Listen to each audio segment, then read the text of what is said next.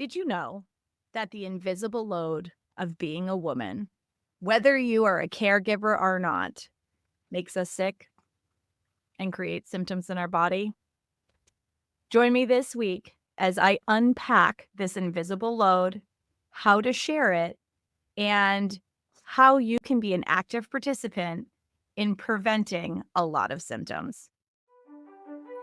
Hi, I'm Adrienne Irizarry. I'm an East Asian medicine practitioner who is passionate about women's health and helping women to live their best lives. My goal is to put you in the driver's seat of your health, offering holistic solutions for a symptom-free life. Statements made in this program are for educational purposes only and not intended as a substitution for medical consultation or advice. We do not claim to diagnose, treat, or cure any diseases. This podcast is inclusive and welcomes all gender identities. The focus of the program is on biological function, and we will use the term women throughout, but it is referencing physiological and social challenges for biology, not identity. Come as you are, I am happy you're here and welcome all performances of identity. I hope you find something helpful in this show.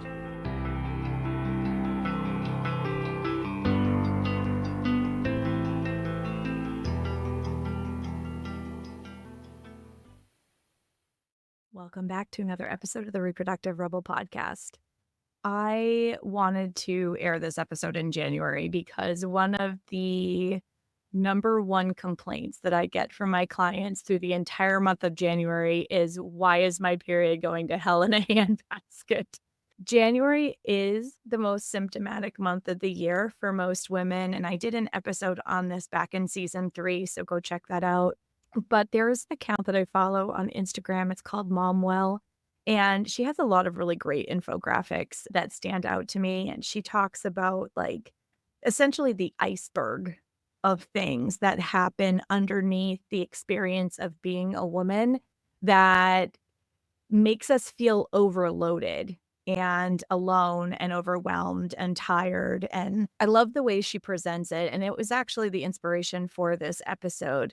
Maybe I'll be able to get the creator on the show at some point, but we end up so symptomatic in January, or just symptomatic in general, because whether we're a caregiver or not, we're expected to be the master of all things. Holiday magic is ours. We do the planning, we do the logistics.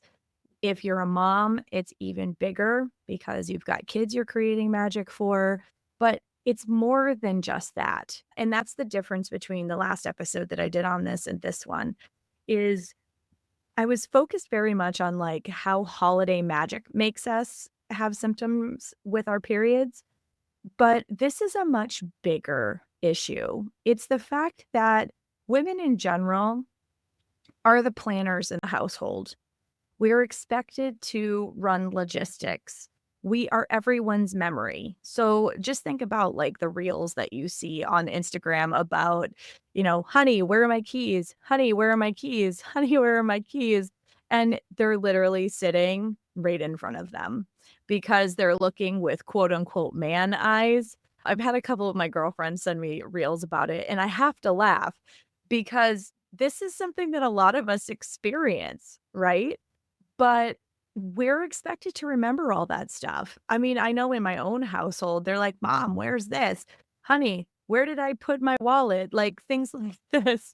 And if somebody moves something on me, forget it. I can't tell you where it is, or at least at this stage with postpartum brain and, trying to remember what day of the week it is a challenge for me at this point. But we are expected to be everyone's memory. We remember people's birthdays. We buy the cards. Do people still do that, or did I just date myself? When we go on a trip, we're the ones that typically pack for all of the little people. The list goes on and on. We make sure the laundry is done. We plan the grocery lists ahead. We make sure that the refills are done for medication. And that's just in our own household, but we're also expected to do it outside of our household, right? So there's a huge load that women mentally carry. And while we can do it all, when we don't honor our need for rest and to stop or to take a little more time for ourselves during our bleeding days, that's where we really get into trouble because our bodies are not designed to function like robots. And I mean, especially being a caregiver, because you are paying attention to all of the details of someone else's life in addition to your own. And, you know, anybody living in the 21st century knows that our current day-to-day lives, just as an individual person, has gotten significantly faster and far more crazy than it ever used to be between technology and being overscheduled and expectations continuing to climb in terms of showing up and social media creating this Pinterest perfect world. Like, I can't tell you how many years I get Christmas cards from dear friends of mine, and I feel so much guilt that I didn't get my own out. I mean, this year is my son's first Christmas, and there's just been logistically so much going on between adjusting to life with a newborn and other things happening on the family front, on the personal side of things, that all of a sudden I realized, "Oh my gosh, I did not set us up to do family photos for the holidays." How many of you are, like, nodding your head right now? Right? But it was up to me to remember that. And I laugh because, like, I'm dealing with postpartum memory, and yet that still falls in my wheelhouse in terms of things that I do or need to remember. So, you know, we tend to really get on ourselves, like, and this concept dovetails with libido too. So that I want to make this connection as well because it not only creates menstrual issues, more clots, more cramping, heavier flows. These are really common symptoms. Like, people who work with me, they're like, "Oh, my period was so great until January." And then out of seemingly nowhere, I started having cramps again. I started having clots again. Like, what did I do wrong? And it's like, well, you didn't technically do anything wrong. You just didn't embrace the energy of the season. And this really overflows into other aspects of our life too. Women's energy moves in alignment with our hormones. We have this intricate dance of hormones that happens all month long. It happens whether we are in our bleeding years or we are postmenopausal. It does not matter. We have a dance of hormones. That dance changes, but we have a dance of hormones that's always happening. We are not little men. We do not have the same expression of hormones day in and day out, Saturday through Sunday, 365 days a year. We just don't. That is actually a gift, even though we have not been taught to look at it that way. So while it gives us talents and gifts and nurturing energy and all of these things, slowly there starts to become this burden on our awesome planning skills that we get in our luteal phase, for example, that becomes more and more of a load that we can't shoulder alone. And I have a lot of women who come into my practice and go, "I don't have a libido. Like, I love and appreciate my partner, but, like, I just don't have any sexual energy whatsoever." And I ask them about their stress load. Stress is a libido killer, men and women both, by the way, but particularly for women. Because when we have a really busy mental space, like, "Oh, did I call and make this appointment? Did I call in this refill? What day is this thing supposed to arrive again? Oh, did I call that person back?" Like, think about it. All the things. And for a lot of us, particularly if you're in or close to your perimenopausal years. All of that joyful stuff tends to happen between 1 and 3 in the morning. You are wide awake and your brain is trying to solve the world's problems, right? I usually have to tell her, "Bitch, sit down and go back to bed." You are not gonna be able to function tomorrow morning if you do not go back to sleep. And a lot of times that's easier said than done. But a lot of women struggle with sleep during this time frame, particularly when they're more stressed or when they're in this transitional phase of their life. But all of these things are a libido killer. When we are worried about what our toddler is getting into or where the next meal is going to happen, or did I put the thing in the crock pot? I'm notorious for forgetting that one, much to my husband's chagrin. I have a great plan. Then I get distracted and busy, and the demands of the day get along. And he comes home and he goes, "Did you remember to put the dinner in the crock pot?" And I'm like, "Oh, damn." But when we forget, there's a little internal conversation about, "Oh, shit, I fucked this up again.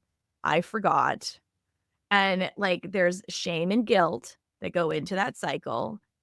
Who feels ready to jump and have a roll in the hay when they're feeling guilty and shame? Anybody here? Yeah, no. No, not me either, right? So, when we forget things, we have very little mercy for ourselves, and so much of everybody's day-to-day is reliant upon our ability to remember things. We remind our partners to make a follow-up call. "Did you call about this appointment? Did you ask about your test results? You know, did you take the car for inspection?" Like, all this stuff. Like, we're expected to remember all of this. And the more people you add to this Rolodex, yep, I'm dating myself again, this Rolodex that you're supposed to keep in your head all the time, the more things that get added to it, the more things begin to fall off the plate because we're only human. So it's really, really unreasonable to expect that you can remember everybody's birthday, everybody's anniversary, that there are clothes in the washer that need to get moved to the dryer, that this kid has a practice at this time, that my mother-in-law has an eye appointment at this time, and I need to coordinate a driver to get her there because she is mobily challenged and can't get into my car. Like, whatever it is, that's why I said caretaker and I didn't say mother. Because as we move into our perimenopausal and menopausal years of our life, that caretaking shifts from children in our own home to our parents and grandparents. So it doesn't matter what kind of caretaker you are. You are responsible for remembering literally everything. That is so much energy. And then we're shamed or feel shame around the inability to be aroused or to have a libido. But we're expected to work like we're little men and have a libido that responds like a man.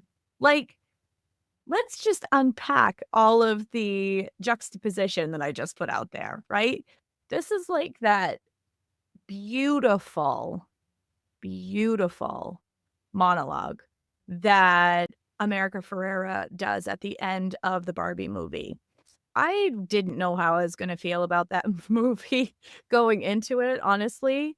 I was a little worried that it was gonna be, like, very stereotypical and portray feminine energy in a certain way, and I was pleasantly surprised at actually how rebellious it really was, and where she was talking about the fact that you need to be beautiful and skinny, but eat, and be sexual, but a lady, and, like, mother, like, you're a stay-at-home mom, but not contribute to your income, right? Your household income. So it's like all of these double standards that women deal with.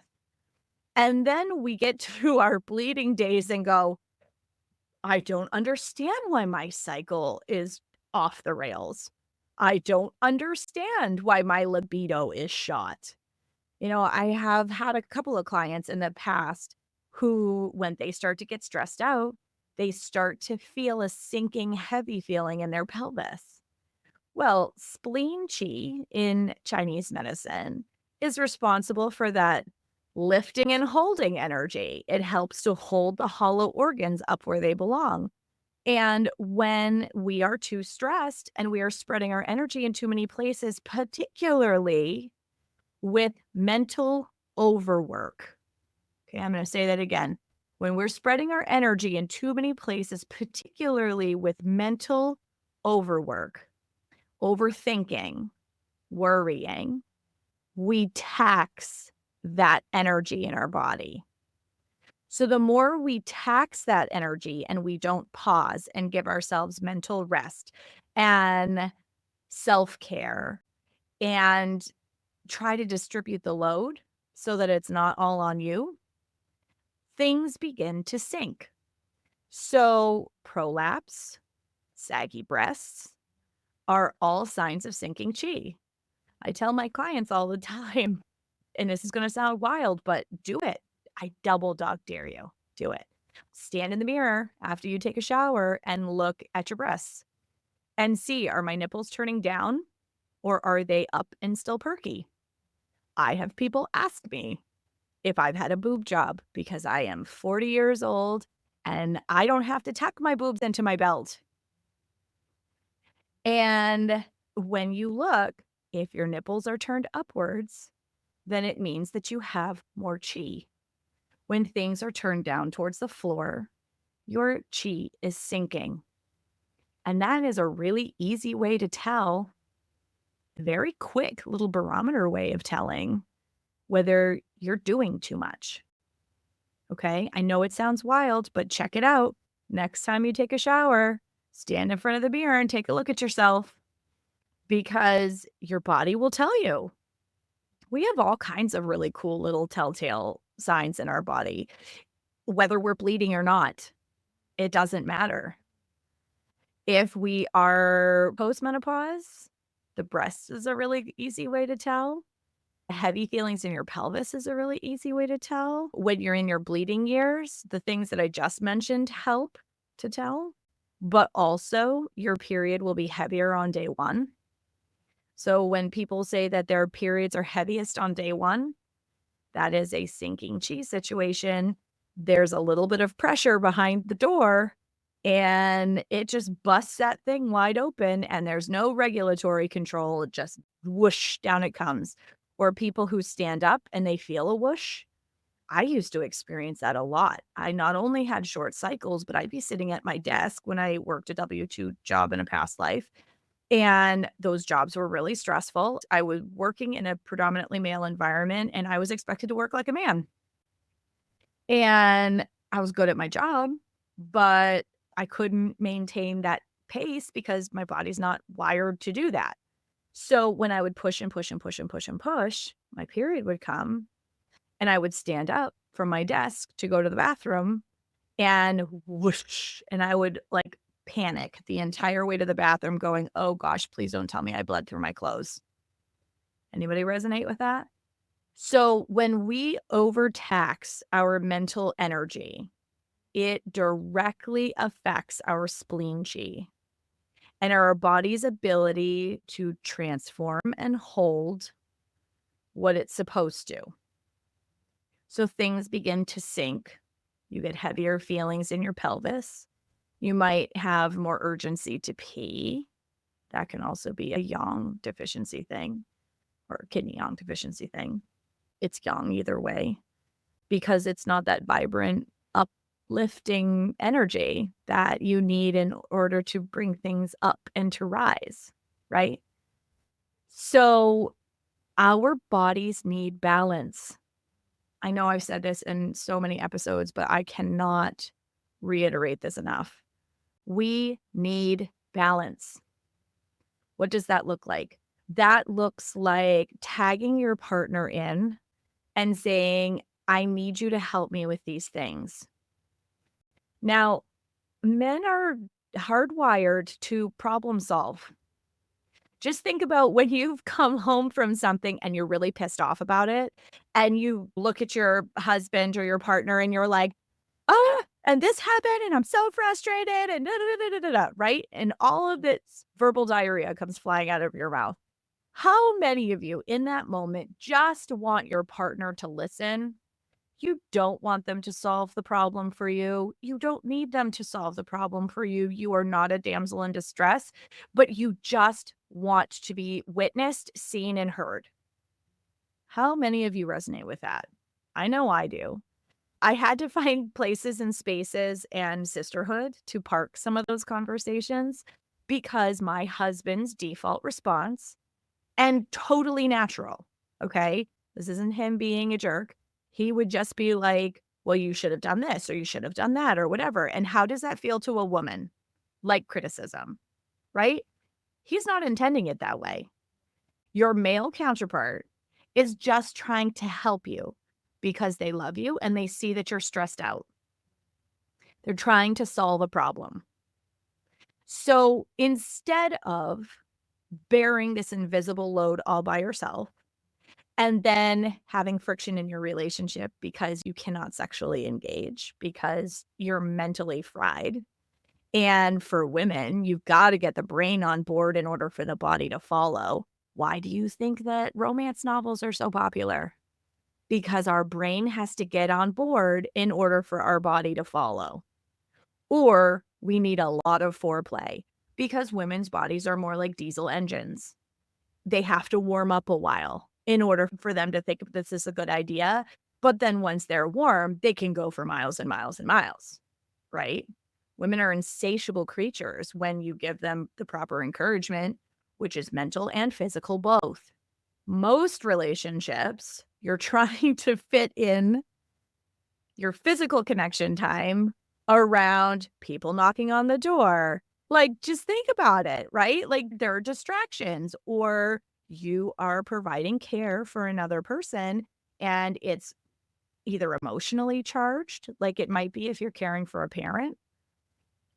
You might have a lot of details that you have to remember. Maybe you're a medical proxy for somebody, like whatever it is, that is the last thing that makes you feel sexy, right? So you need that mental support as well as stimulation in order for the body to follow. We have thousands more nerve endings in our bodies. Our bodies are literally built for pleasure. And yet most women struggle with orgasm because of this mental load situation. I mean, that's the biggest cause. One of the biggest causes is this mental load situation. There's so much going on in the brain that the body just can't get there. So let's go back to the fact that your male counterpart really wants to help you, and their default setting is to provide sometimes unsolicited feedback. Okay. So if they are hardwired to help, tell them where you need help. They will step up. Feminine energy is receptive. Masculine energy is action oriented. But you have to step out of the masculine energy, the going, the doing, the get shit doneing, and invite your male counterpart into the conversation so that they can do what they do best in their divine masculine energy. You say, I am struggling with fill in the blank. I need you to help me make sure the kids take their vitamins. It would feel good to me if you could schedule the furnace cleaning, the car inspection. I mean, you have to give a concrete list, right? Because men are linear processors. And if you talk in a linear fashion and you give them a task list, they're very good at that stuff. That's what they're wired for. But you have to do it in a way where you're inviting collaboration and co-creation and not sounding like a dictator, because that's where men shut down and say you nag. Because the difference is you'll say, can you take out the trash? And he'll say, yeah, because he fully intends on doing it. But the part in that quick interchange between two partners is that nobody specified timeline. So if you say, hey, babe, it would feel good to me to have the trash taken out now because the trash guy is coming. You've stated a timeline and you've stated the why. You've appealed to their natural, logical brain. And they'll go, oh, okay. And for a lot of them, they'll put down whatever it is that they're doing in that moment and they'll go do it. If you can provide a reason why it has to be done right now. The bickering comes when you say, can you take out the trash? He says, yes. And this is just an example. I'm sure you could provide thousands of them. This is just a really clear cut example.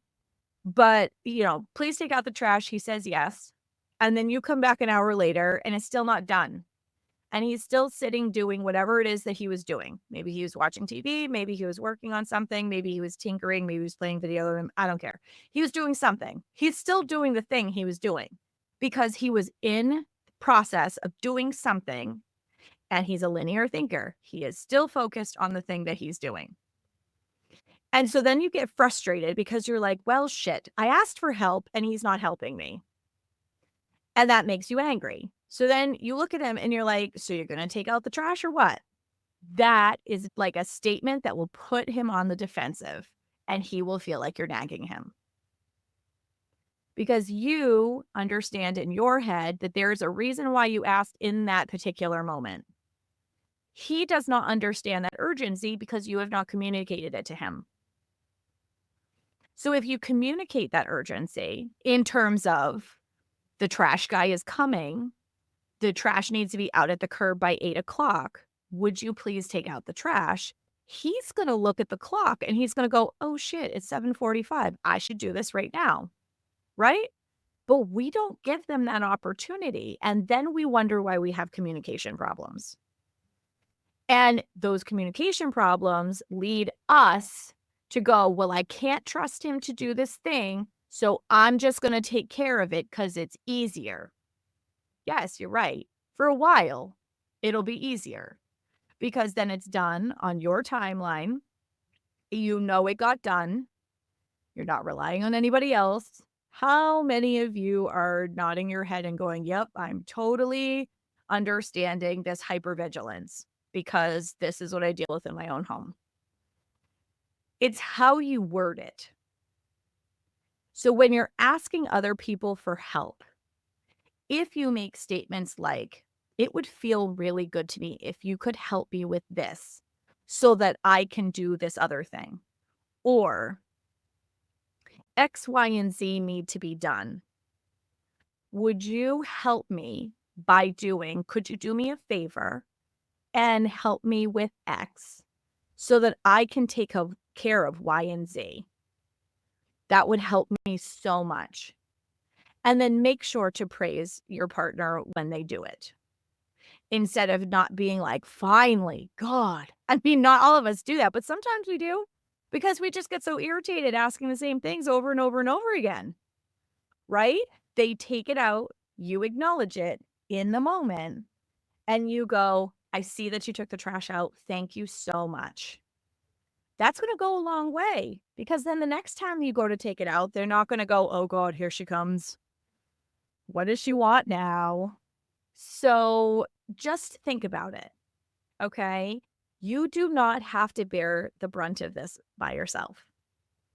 And I want you to creatively think about how you can co-create with your partner and with your children and things like this, because even little people like having jobs. Like I used to tell my youngest one, I'll be like, okay, like help mommy clean, or it's time to clean up. And then I'll make it a song. And then she's so excited. And then like 2 years old, I'd have her running around the living room, like picking up her toys and stuff. And then at the end, I'd be like, good job. And like that made her feel so good about herself. So if you get creative in terms of how to delegate that load, I set reminders in my husband's phone. Not going to lie. I went in and I set some reminders in his phone so that they would pop up because, people have ADHD, people get busy and their memory isn't top notch. I can vouch for that with baby brain right now. So I set reminders. People wonder why I remember all the things that I remember. Well, half the time it's because I have to set reminders for myself. Like, we're only human. We are not robots. So that mental work is a lot, and it leads to lots of other health problems.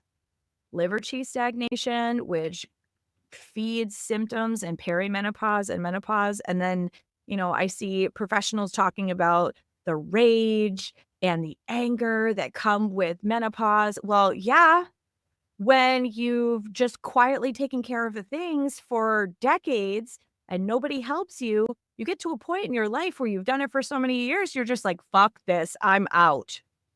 And then you get mad about it because you feel underappreciated, not seen and not heard, right? So, learning to delegate and learning to ask for help is the difference between a bumpy perimenopausal transition, not the only thing, but it's a really big driver. That's one thing you're going to hear on this show an awful lot this year is how important our emotional well-being is in our overall health picture. The longer I have been in practice, the more I have irrefutable evidence that the emotional body, in a lot of ways, is even more important in terms of being a symptom driver than anything else. Yes, we have crap in our water and crap in our air and, lots of environmental things to take care of, but our internal landscape is something we can control. And it starts with little things like delegating, taking out the trash. Thank you for joining me for another episode of Reproductive Rebel. Reproductive Rebel is recorded by certified peri-steam hydrotherapist and acutonics practitioner, herbalist, and Chinese nutritional therapist Adrienne Irizarry of Moon Essence LLC. If you are interested in setting up an appointment for one-on-one support, ordering from our store, or checking out our course offerings, visit our website at moonessence.life. Be sure to subscribe to our newsletter and get insider information on upcoming events and offerings. Join the conversation. Like and follow us at MoonEssenceMe on Instagram, Facebook, or LinkedIn. Your voices make this program possible. Thank you all for your continued support.